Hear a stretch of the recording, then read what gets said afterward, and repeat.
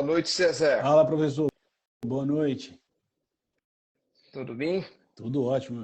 Você? Estava dizendo aqui já que hoje é dia 31 de janeiro, último dia de janeiro e super quarta, né? Dia de decisão de juros nos Estados Unidos e também aqui no Brasil. Nos Estados Unidos já saiu aqui a notícia, né? Teve a quarta manutenção da taxa de juros seguida, então bastante coisa para a gente comentar sobre isso. E aguardamos, vamos ver se até o final da nossa resenha a gente consegue passar aqui qual que é a, a decisão de juros aqui no Brasil. Estou esperando aqui o WhatsApp do Campos Neto, vamos ver se chega a tempo, né? Das outras Então, vezes ele mandou, né? chegou nos 45 do segundo tempo, né? Então, vamos ver se vai dar novamente, né? Então, vamos aproveitar e já falar dos Estados Unidos, né? Que o PIB dos Estados Unidos cresceu, o que aconteceu por lá? Então, vamos. A gente abre com essa boa notícia, não, com essa notícia fresquinha aí da manutenção da taxa de juros nos Estados Unidos, né? Entre 5,25 e 5,50. Mas mais importante que a manutenção foi o comunicado do Fed que veio depois, salientando justamente isso, né? Que o PIB dos Estados Unidos no último trimestre ele veio bem alto, né? Ele veio em 3,3%, o esperado era só 2%, né, nesse período, e no ano inteiro os Estados Unidos conseguiu fechar em 2,5% de PIB. Teve outra notícia que saiu agora essa semana também sobre as vagas de emprego em dezembro, né, que vieram acima do esperado, ou seja, tem mais vagas de emprego do que era o esperado, né? Então as pessoas estão ofertando emprego, né? Mais do que se esperava. Então é uma série de boas notícias que ao mesmo tempo se juntam com a notícia da inflação ainda está alta para os padrões e para a meta americana, mas mesmo assim não ter subido, né? Então quando a gente bota na balança, a gente tem duas notícias todas positivas, e mesmo que esse comunicado também ainda diga que provavelmente em março também eles devem manter, né, ou o mercado entende a partir dessa leitura, mas eu acho que ele foi bem direto na comunicação e disse que a probabilidade de baixar em março ainda é baixa, né, vai ter análise de todos esses dados novamente, né, de tudo que a gente vem comentando, PMI, CPI, todas essas siglas aí que a gente tenta traduzir de forma mais simples, mas o que deu a entender mantido esse cenário, em março não deve ser cortada a taxa de juros, e a probabilidade, acho que, de subir é mínima, né? A não ser que aconteça algum desastre, mas como a gente vem acompanhando os dados, acho difícil, e é uma sinalização boa assim, para o mercado de uma forma geral.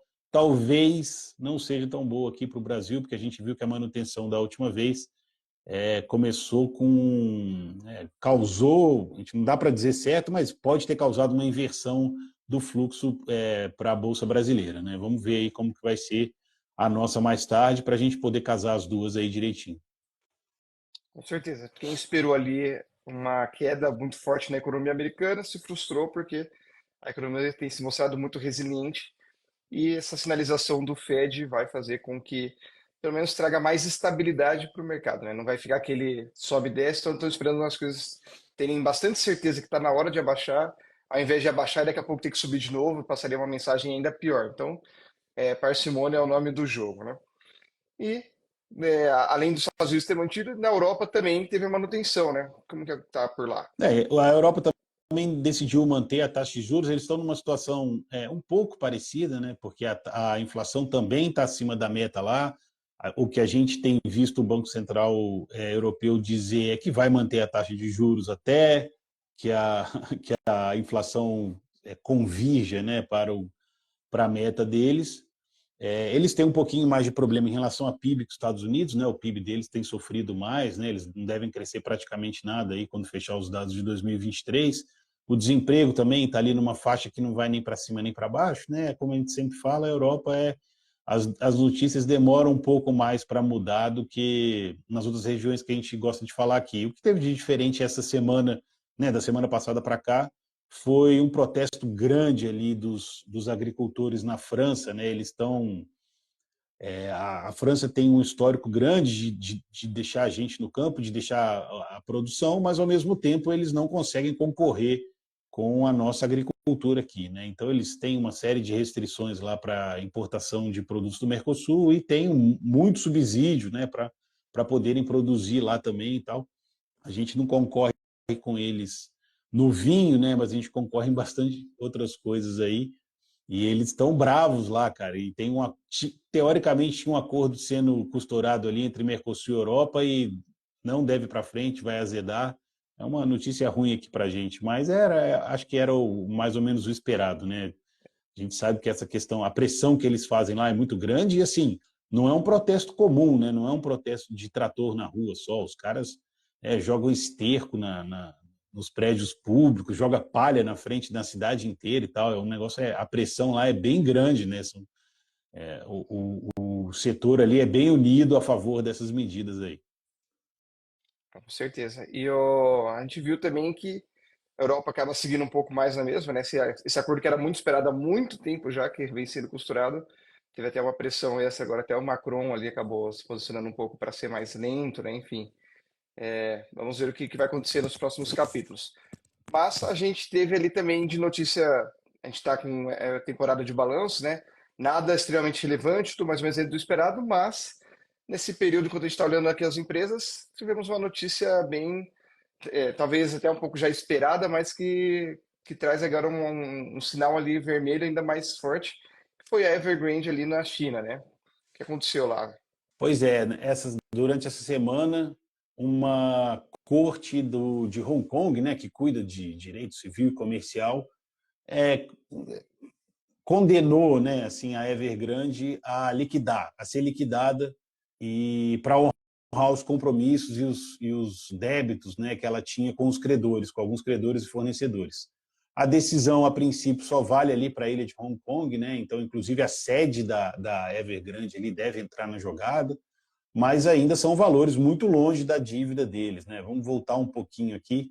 A Evergrande é uma grande construtora da China, recebeu muito incentivo do governo chinês em termos de alavancagem, né? O que significa? Ela poderia se financiar através de dívida em níveis muito acima do patrimônio que ela tinha, né? O governo autorizou isso porque era o plano lá de construção, e quando a gente fala de construção na China, não é construir um prédio num bairro, tal, não sei o quê. Foram cidades inteiras construídas por vários construtores que se alavancaram muito, né, via crédito, vendido aí no mundo inteiro, né, pega o dinheiro dos investidores e do mundo inteiro e constrói essas cidades aí que tinha planejamento de mudança de pessoal, né, de migração interna e tudo.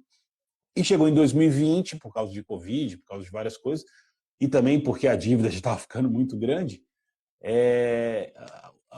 a China, o governo chinês fez uma mudança, né, que eles chamaram de as 3 linhas vermelhas ali, que foram limites de endividamento bem abaixo do que o setor estava acostumado. E, assim, quase em sequência, né, a Evergrande percebeu que não conseguiria mais pagar, né, honrar as dívidas apenas com o que entrava, né, apenas com aquilo que ela tinha de receita de venda de imóveis ou outras receitas. E ela, como ela vinha num nível de alavancagem grande, o que ela estava fazendo, às vezes, era simplesmente pegar uma dívida para pagar anterior e isso ia construindo essa bola de neve. Quando chegou em 2020, ela disse que não tinha dinheiro para pagar, ela tinha por volta de 300 bilhões de dívida, né? A gente vai ver um número do dado aqui do Brasil para fazer essa comparação logo mais. E desde então estava tentando renegociar essas dívidas com os credores. Essa corte de Hong Kong entendeu que o negócio ali estava mais na barrigada do que, de fato, numa negociação séria e pediu essa liquidação da Evergrande. Até agora a China não se pronunciou também, não deve seguir essa indicação de Hong Kong para liquidar a empresa, né, para pagar os credores. Vamos ver aí quais são os próximos passos. Efeitos, né? Quais são as consequências? A gente já está sentindo, a gente está vendo aí, por exemplo, a Vale perder valor de mercado gigantesco, não sabemos exatamente por quê, mas pode ser uma indicação de demanda fraca da China por conta desse problema, ou do setor inteiro, né, para ser mais genérico. E o fato deles estarem com esse problema vai gerar problema de demanda lá, né? Já tem problema de demanda, as pessoas pararam de comprar imóveis, as pessoas pararam de gastar na China, a demanda, inclusive, que ela puxa de outros países também está muito baixa e tal. Então, tudo isso vai demonstrando assim que o ano chinês pode ser bem complicado, mesmo com todas as medidas que o governo está tomando aí, com aquela economia mais centralizada como a gente conhece, vai ser um ano bem complicado para a China e os indícios são muitos, né? São grandes, inclusive. Até porque passa por uma questão de confiança, né? Então, enquanto a população não tem confiança que as construtoras vão entregar, que o governo vai conseguir incentivar, que essas cidades, como o César falou, né? Tinha muita coisa que não tinha nada, e começou a construir do zero. Vai precisar que o governo também faça incentivos para ajudar a construir hospitais, escolas, todas aquelas questões públicas, até mesmo pavimentação. Então, tudo isso começa a gerar uma pulga atrás da orelha para o chinês pensar: pô, será que vale a pena realmente eu investir a minha poupança, a minha economia, num lugar que eu não sei nem se vai dar certo, se vai continuar, se daqui a pouco não vai cair, se a empresa vai entregar. Enfim, passa por um monte de desconfiança e tudo isso vai fazendo com que os possíveis problemas, os riscos se alastrem de forma ampla, né, para toda a economia. Mas, cenas para os próximos capítulos, vamos acompanhando aqui, monitorando a China de perto. E olhando para a Argentina ali, o ônibus bateu, né? A gente até falou isso na semana passada, não teve jeito. Pois é, a gente já vinha meio que conversando sobre isso, né? Se o Milei quisesse que as medidas que ele queria tomar fossem para frente, ele ia ter que encontrar o meio termo ali, né? Não dava para enfiar a goela abaixo tudo de um Congresso que ainda tem muito do peronismo, principalmente do kirchnerismo, né, recente que veio de outros governos. As alianças dele são relativamente fortes, mas o próprio partido dele é muito pequeno ainda para ele ter um núcleo duro ali de votação. E a lei dele, né, a famosa lei ônibus aí que a gente vem falando, né, que muita gente inclusive me perguntou por que chamava lei ônibus, cara. Ônibus é latim, né, para geral, é uma lei geral. Não tem nada a ver com transporte, né, apesar de ter muita coisa de transporte dentro da lei. O Milei acabou tendo que deixar de fora a reforma tributária e a Justiça Trabalhista também bloqueou a reforma trabalhista na lei ônibus, na lei geral. Essas duas partes foram tiradas, são duas partes muito importantes.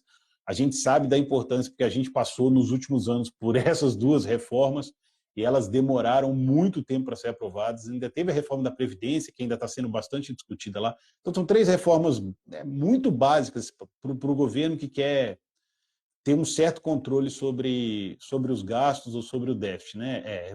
Tributária, previdenciária e trabalhista. São as três grandes reformas e as reformas que praticamente onde tem pouco consenso, tem muita briga e para andar com isso demora muito tempo. A gente, né, sempre falou que provavelmente o governo dele vai ser um governo de começo de reconstrução, né? Ele não deve nem terminar ali, se ele não for reeleito, não deve entregar uma Argentina média, né? Deve entregar uma Argentina em processo de melhora ou com as bases para poder melhorar, porque o problema lá é bem feio, né? E a última notícia que a gente teve justamente sobre esse assunto é uma inflação anual de 211% em 2023.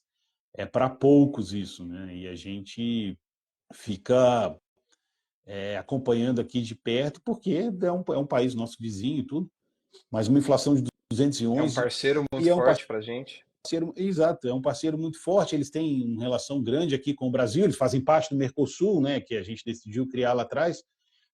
Se alguém ficar muito para trás, acaba que o Mercosul também não tem como ir para frente. Enfim, e uma inflação de 211 não é simples de reverter, um déficit de 17% do PIB não é simples de reverter, embora o FMI tenha pedido para a Argentina em 2024 para fazer um superávit de 2%, o Milei garantiu que vai fazer, me parece ainda bem distante essa possibilidade, né? Vamos acompanhando mês a mês, vamos ver como que vai refletir as primeiras medidas dele nos primeiros meses agora de governo, para ver se vai ter algum efeito e, principalmente, se a população vai aceitar, né, passar por esse período de dor para tentar lá na frente alguma melhora, né, e não ir direto para o atoleiro. Lembrando que na Argentina o presidente não começa em janeiro, né, igual aqui no Brasil, né? Então ele está praticamente agora quase chegando no final do segundo mês de É. mandato e já está encontrando bastante resistência, bastante dificuldade. E cada processo desse, né, que o César citou, essas reformas, ela demora muito tempo para começar, mas ela demora mais tempo ainda para se Sim. concretizar, né? Então tem várias etapas, enfim, não é uma coisa que vai ser regularizada rápido. E falando em reformas, né? Falando aqui do Brasil, a gente tem a meta aí de déficit zero, né? Para o final do ano, mas parece que não vai ser tão simples assim quanto parecia, né? Não vai ser simples, todo mundo já desconfiava, mas agora a gente recebeu a notícia aí que fechamos 2023 com o segundo maior déficit da história, né? Só perde para o ano da Covid, que foi de 900 bilhões de reais, né, por motivos óbvios. Esse foi o segundo maior, 230 bilhões de déficit, né? 240, né? Quase 239, se eu não me engano, né?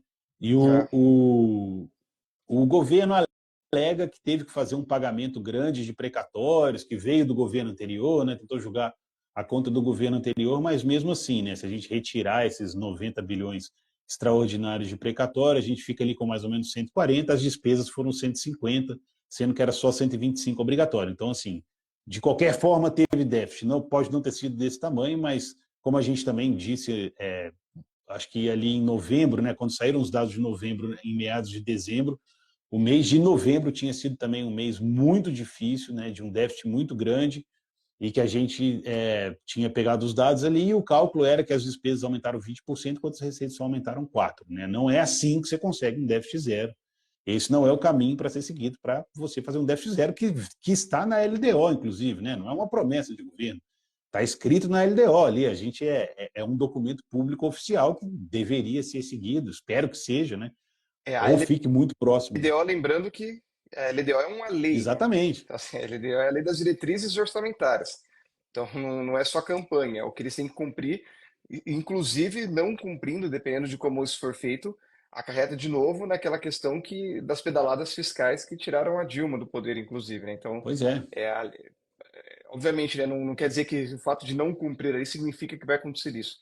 Mas a linha já traz matéria suficiente para poder incorrer num novo impeachment, que não é o que a gente precisa nesse momento, né? Um novo impeachment geraria mais risco ainda risco de imagem para o Brasil de não conseguir manter um presidente no governo pelo mandato completo. Então, temos graves problemas aqui nesse sentido de que o déficit é uma questão que a gente precisa resolver, senão é o princípio de todas as crises, né? Quando o governo começa a ficar devendo demais, foi o que aconteceu de novo ali, que já aconteceu com a gente em outro momento, e é o que está acontecendo agora na Argentina, né?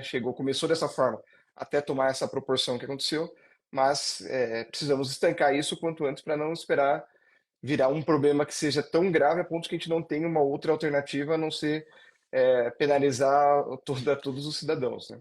E tem duas questões, né, que decorrem dessa daí. Em primeiro lugar, dado esse déficit que a gente teve ano passado, comparado com o PIB, o Brasil passou a Argentina em termos de dívida PIB, né, percentual de dívida em relação ao PIB. A gente é o país que mais deve na América Latina. A Argentina é o segundo, mas mesmo assim, a gente pega um país super endividado e nós estamos piores, né, nesse quesito, principalmente ali comparando mais com os emergentes, no caso, né? Porque os países ricos, às vezes, têm cento e tantos por cento do PIB de dívida, o Japão acho que tem mais de 200 e tal, mas são casos, são exceções, são países que não têm os problemas que a gente tem. E, em segundo lugar, a questão fiscal, ela é básica para um problema que é financeiro mundial que afeta demais a gente e afeta as pessoas em geral, que é nós somos julgados pelos dinheiros do mundo em termos de déficit. Se esse déficit fica muito alto e se esse déficit é visto como um problema, se a dívida vira um problema, se o pagamento da dívida vira um problema, principalmente dentro do nosso orçamento, e hoje quase, né, a gente tem um percentual alto aí de pagamento de dívida, de juros, isso influencia no nosso grau de risco, que influencia na nossa nota de risco para os estrangeiros, né? E a gente está numa nota BB, se eu não me engano, né? A gente falou sobre isso em outro episódio. A gente precisaria chegar num grau de investimento, que é uma nota alta, né? Ali de nível A, para que vários investidores institucionais possam, de acordo com o regulamento deles, colocar dinheiro no Brasil. Isso faz uma grande diferença para a gente. A gente teve o grau de investimento por bastante tempo. Por quê? Porque a gente tinha um superávit primário, porque a gente tinha um déficit controlado, a dívida estava ali dentro do controle, e quando a gente perdeu esse controle, a gente perdeu o grau de investimento e a gente perdeu uma chance grande de receber liquidez do exterior para projetos aqui, ou mesmo para a Bolsa que fosse, porque isso tudo gera riqueza, gera imposto, né? Aumenta a arrecadação e tal. Então a gente fica um pouco à margem do mundo sem esse grau de investimento. E a questão fiscal é o principal ponto que é olhado para a gente conseguir de volta ou não esse grau de investimento. A gente precisa pelo menos chegar no BBB menos, né? Ou Isso, seja, tem que subir ainda mais mais dois, pelo menos, dois degraus. palitinhos. Já não foi fácil subir um, agora subir mais dois. Obviamente, com déficit não vai ser possível a gente subir se não tiver reformas consistentes e que tragam resultados, não somente no curto, mas para o longo prazo, né? E a gente viu também que a gente falou bastante há bastante tempo, já que a gente está uns 3, 4 meses falando sobre Bolsa, né? Bolsa no Brasil, e a gente viu subir muito, né? A Bolsa subiu 10% ali, mais de 10% em novembro, mais 5% em dezembro, e esse mês agora a gente já está ali mais próximo do -5, né? Então a gente viu uma queda acentuada aí, e o que que se dá essa queda aí, César? Bom, eu acho que tem duas causas principais. A primeira é que a gente oficialmente usa, que tem mais vendedores do que compradores no mercado. Essa é a explicação e ponto final. Mas, obviamente, por trás disso tem muita coisa, e o que a gente gosta muito de acompanhar, que todo mundo já sabe, é o fluxo estrangeiro. Né? E a gente sabe que um pouquinho mais de 50% do fluxo da Bolsa é fluxo estrangeiro, é fluxo que vem de fora para comprar e vender aqui. E a gente acompanha esse dado e ele tem uma correlação grande com o Ibovespa ir para cima ou para baixo. E ele também é uma medida de tendência. Né? Quando tem fluxo entrando, muitos institucionais brasileiros, ou até pessoas físicas, acompanham o fluxo. Né? Então, ele determina também uma tendência de investimento aqui dentro do próprio país. Como você disse, subiu 5% e 10%, chegou em janeiro. A gente imagina que aconteceram dois movimentos. Primeiro, o Fed deu a entender que esse corte de março não seria feito e seria provavelmente feito mais para maio. Isso, o que significa? Os investidores teriam retornos maiores e com risco muito baixo investindo nos títulos dos Estados Unidos. Já tinha um grande lucro aqui no Brasil, de mais de 15% em 2 meses. Eles podem ter pensado, bom, fizemos aqui o nosso ano, aqui, vamos fechar bonito o nosso balanço, tiramos uma grana boa aqui no último trimestre, encerra as operações, leva esse dinheiro para os Estados Unidos para a gente ver lá como que vai ser o primeiro Fed, como que vai ser em março, se não vai ser. Então, isso parece que é o movimento que aconteceu e por isso a Bolsa está caindo, e os brasileiros também, que tinham feito uma graninha ali, não estavam muito pensando no longo prazo, estão preocupados com o longo prazo, acabaram vendendo e aproveitando aí também a liquidação, né? Antes da queda, mas a gente ainda acredita, né? Você sempre fala, a bolsa está barata, a bolsa está barata. Para o longo prazo ainda está barato. E a gente Ainda tem isso muito tem espaço, muito né? espaço. Só mais uma coisa, a terceira coisa que influenciou, acho que bastante, pelo menos no Ibovespa direto, foi a questão da Vale esse mês, né? Que sofreu muito com essas coisas da China, com a queda do preço do minério. Então, acho que também a Vale, que é acho que é a primeira ou a segunda, né? Não sei como está agora, não olhei recentemente, mas é uma É das a primeira. maiores, é a primeira, é a ação mais negociada na Bolsa, teve uma queda gigantesca esse mês, puxando o Ibovespa para baixo. Muito por outras contas, né? Por questões conjunturais do setor que ela atua.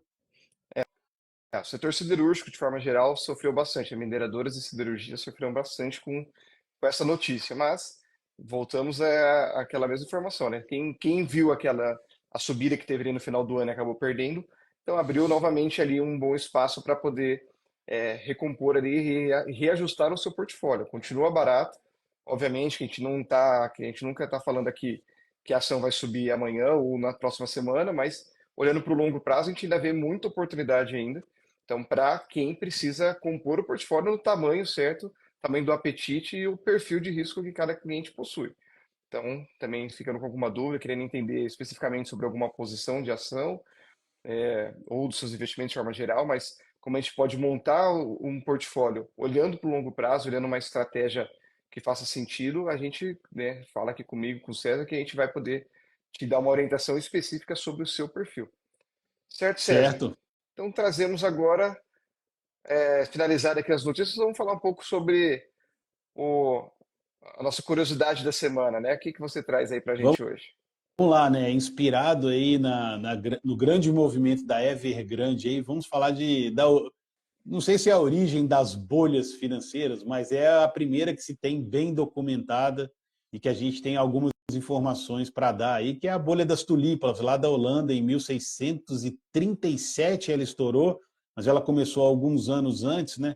E ela é interessante de ser olhada, né? Que apesar de não ser uma bolha gigantesca, né? Como a gente viu acontecer recentemente, né? No mundo globalizado e muito mais conectado, a gente analisa a Holanda dessa época, era um dos países mais ricos do mundo, né? Eles eram um país de comerciantes, eles já tinha mercado de bolsa, eles trabalhavam já com contrato assinado, com negócios físicos e financeiros, sempre com contrato, né? Isso é uma diferença grande para outros, que era tudo só de boca ou meio de apertar a mão e tal. Eles já estavam bem evoluídos, eles se tornaram o centro financeiro ali da Europa. Eles tinham se emancipado, né? Ou a independência da Espanha, que tinha dominado ali por bastante tempo, e houve uma mudança nas classes sociais, né? Assim, quem era realmente rico na Holanda na época, obviamente ainda tinha aristocracia rica, que sempre foi rica, mas eles eram um reino um pouco menor, então a aristocracia lá não era tão rica, mas os comerciantes ficaram muito ricos, né? Os donos de bancos, os donos de navios, todos esses começaram a ficar muito ricos e, ao mesmo tempo, eles eram da designação protestante calvinista, né? Que é um pessoal que é um pouquinho não, que é bem mais sério, mais sóbrio, que é muito voltado para o trabalho. Ele usava aquelas roupas pretas e chapéu pretos com os babadinhos brancos, assim, que a gente vê nas pinturas holandesas da época, por exemplo. Era bem comum o pessoal usar isso. Mas não diferente de todas as elites que a gente conhece no mundo e na história, eles precisavam se diferenciar do povo de alguma forma, né? Eles precisavam mostrar de alguma forma que eles tinham alguma riqueza ali, que eles eram diferentes, que eles eram a elite, né? A elite sempre teve isso, arruma umas maluquices para fazer só para se diferenciar às vezes. A maioria das vezes são casas enormes ou propriedades enormes, que realmente aí não tem como negar, mas a gente vê muito hoje em dia questão de roupa e tal, e acho que era mais ou menos o que estava sendo pensado na época. E o que era na época, que chamava muito a atenção, eram as tulipas plantadas nas frentes das casas, né? As tulipas eram plantas, flores, né, que tinham vindo lá do Oriente e eram plantas exóticas, tinham umas misturas de tulipa, que elas ficavam mais bonitas e super diferentes das outras e tal. E tudo isso ia diferenciando o, o rico do pobre, né? Quanto você podia ter uma tulipa que era mais exclusiva e tal, enfim. E o que aconteceu foi simplesmente que a pessoa, ela queria comprar uma tulipa, ia lá no cara que plantava, comprava a tulipa, levava para casa, a tulipa se valorizava e tal. Obviamente, isso num país de comerciantes chama muita atenção e logo alguém já teve a ideia de falar: bom, eu não quero ter uma tulipa, mas se essa tulipa que eu comprar agora e vender lá na frente, vou vender muito mais caro, vou tirar uma diferença aqui para mim. Então ele começou a comprar a tulipa do cara e começou a vender. Logo ele viu que tinha mercado para muito mais do que isso. Então ele começou a fazer o que a gente chama hoje de um contrato futuro. Ele chegava no plantador e falava: olha, meu amigo, eu preciso de 10 tulipas para daqui a 3 meses, quando elas florescerem. Você consegue me dar? Eu falo, consigo. Então, faz o seguinte, faz um contratinho aqui comigo que você vai me dar essas tulipas por preço X, pode ser? Pode ser. Então, beleza. Então, daqui a pouco eu venho e tal. E aí ele fez isso a primeira vez, deu certo. Na segunda vez, ele fez com o cara de novo 20 tulipas e ficou com um papelzinho na mão, garantindo que ele tinha 20 tulipas. Só que aí todo mundo queria ter tulipa ali do lado dele, e ele com um papel que valia 20 tulipas. O que ele fez? Em vez de esperar as 20 tulipas, ele pegou o papel e falou: cara, você não quer comprar esse papel que me dá direito a 20 tulipas aqui? Eu comprei por 20, mas eu te vendo por 40, pode ser? Aí o cara comprou dele. De repente, estava todo mundo comprando contrato futuro de tulipa para vender antes de pegar a tulipa, sem ter efetivamente a tulipa, porque aquilo já tinha se valorizado de uma forma inacreditável, né? Tinha tulipa que chegou a custar 5.000 florins, sendo que o salário médio da época de um trabalhador normal era 250 florins. Então você tem uma ideia aí do absurdo que virou esse negócio. E, obviamente, tulipas são bens escassos, né? Você não consegue atender essa quantidade mesmo que não fosse tanto assim, né? Não era 1 milhão de tulipas, mas era um pouquinho de tulipas. você não conseguia atender essa quantidade de demanda e, eventualmente, né, assim, a história é bem complexa, tinha leilão de tulipa, as pessoas negociavam nos bares, tinha questão de... Teve uma tentativa de regulação ali, o pessoal reclamando muito dessa troca de papéis de tulipa futura aí, mas, enfim, o que aconteceu foi que chegou uma hora que não tinha mais tulipa para todo mundo e aqueles contratos começaram a não valer mais nada e, ao mesmo tempo, começou a ter muito mais tulipa do que tinha antes, elas ficaram menos raras, elas perdem o valor e para o rico não faz mais sentido. Se na casa dele tem uma tulipa, na casa do cara que é muito mais pobre que ele também tem a tulipa, aquilo não está diferenciando ele de nada. Então aquilo começou a perder o valor extraordinário que tinha ganhado, voltou a ter o valor normal e, ao mesmo tempo, tinha um monte de gente com contrato na mão para comprar e vender tulipa, e isso estourou a bolha da tulipa. Né? O que a gente chama de bolha é sempre que um ativo sobre muito acima daquilo que ele vale, mas de forma extraordinária, e eventualmente essa bolha é estourada, e aí quem está com mico na mão, né? Quem já jogou mico aí quando era criança, ficava com o miquinho lá na mão, acaba sofrendo prejuízo. Né?